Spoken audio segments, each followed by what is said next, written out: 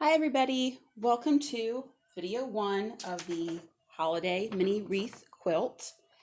If this is your first time doing this project, thank you for getting suckered into this. You are helping me keep a couple bucks so that way I can continue doing this ridiculous hobby that is quilting.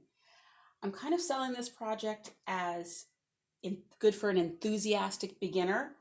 If at any time you want to call BS on me, I'm fine with that.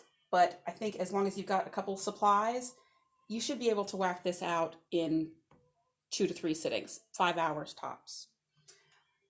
Here's a couple of my examples. This one I embroidered Merry Christmas on there. First off, let's go over our supplies. If you didn't get a printout in your package, let me know and I will send you the file and you can print it out. Also in the package should be a bag of mini charm squares. You're going to have about 70 of the background for it's either going to be a white on a white dot or a white on white snowflake. You're going to have 50 greens. You're going to have 12 reds.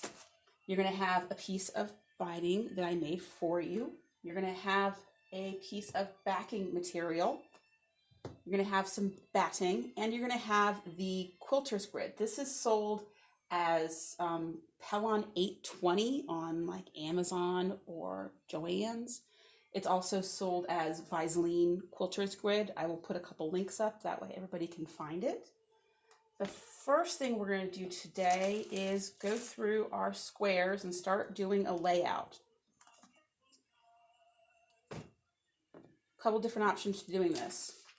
You can open this up, sort through, find the ones you really like to make sure they're in the center and such.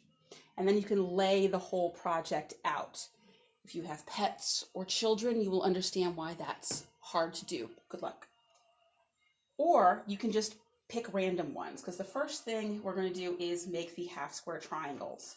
If you look on your sheet here, you can see these little shapes right here and along with the star in the center. Those are called half square triangles. Altogether, there's 22 of them. If you want, you can lay your project out and stack like the red, the white and the green together, and the red and the green together, and the red and the white together. And then mishmash and make sure you got the layout you want, and then painstakingly do this square and then make sure it goes right back in the same spot. Or you could just pull random ones out and sew them and they'll turn out just fine. So you'll go ahead and open up your bag of fabric and pick out 14 green and 14 white and pair those up. 4 red and 4 green and pair those up, and 4 red and 4 white and pair those up. One of the other supplies you'll need that you don't have is a disappearing pen. This is by Leonis. Very happy with this kind. I've been using this brand for about 10 years or so. I'll put a link to find these on Amazon. You can scorch these with an iron, and when you get them damp, it still comes out. Very happy with this. If you want to be fancy, use a ruler and a pair of scissors. We don't need to use a rotary cutter for this project. So what you'll do is you'll take your white squares, and on the back of them, you'll draw a line from corner to corner.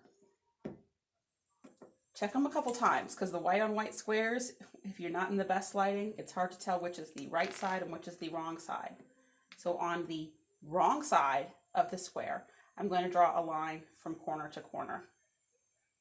And you're going to do that for all the white squares you have. And then for the 4 red and green squares, pick whichever the back side is the lighter color and draw a line. You don't need to do them on each for both pieces, just on one.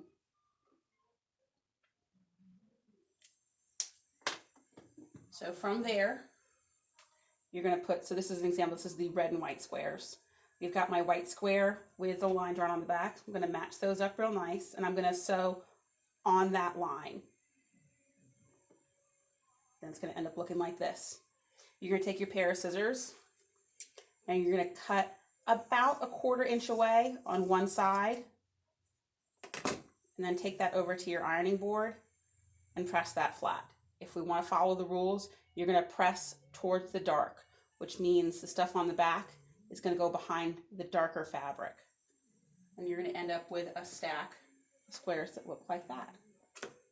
From here, lock up your pets, lock up your children, lock up your loved ones, and you are going to lay out your project. And I'll show you how mine looks in just a sec.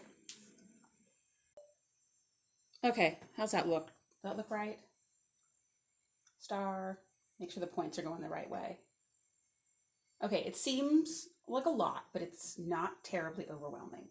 A couple things. This red and gold fabric that it's hard to get, there we go. This red and gold fabric that I had bought. I should have heat tested it first. I'm not happy with how it irons. Just chuck it. I gave you plenty extra of the red, so just chuck that one or supplement it with something that you have. Okay. Look over your layout and make sure that you're not repeating things too close to each other, that you're going to hate yourself later. And make sure you got, light, dark if you want to be really nitpicky. Also, let's talk about orientation. Here is a print that has a definite up and down. It's a cardinal going up and down. Make sure that it's going up and down. I'm making sure that fabric, that the Christmas trees are going up and down. I'm making sure that there's any letters, it's going up and down because it is directional fabric. Everything else looks like it's pretty good. Okay, I'm happy with that.